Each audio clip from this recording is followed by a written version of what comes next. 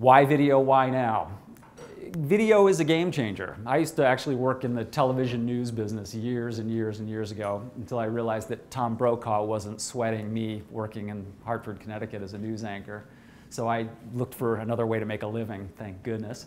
But it really is the most evocative medium there is. When I was in journalism school as a graduate student, I remember that my professor one day said that apparently the way Walter Cronkite wanted to end every newscast was with the famous, and that's the way it is, November 12th. Apparently he wanted to put a little ... that said, now go pick up the newspaper and read the rest of the story. So the fact is, though, not many people do that anymore. And in fact, more and more we're becoming electronically driven. Even the Associated Press, the New York Times, the great flagship news organizations, even those that have historically been print are migrating towards online video. The Associated Press, if you go to YouTube and look in the news section of YouTube, in that category, it is, or at least has flirted with being the #1 provider of news-centric video within YouTube.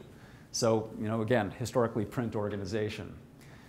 Again, like it or not, people would rather watch than read.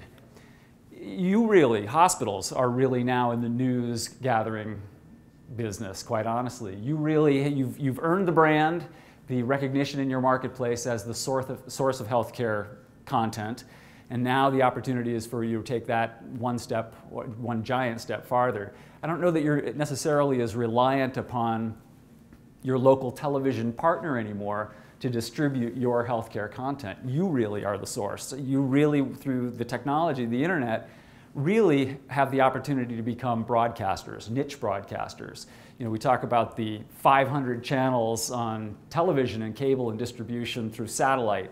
Well, now there are the 10 million channels, and you get to be one of those channels.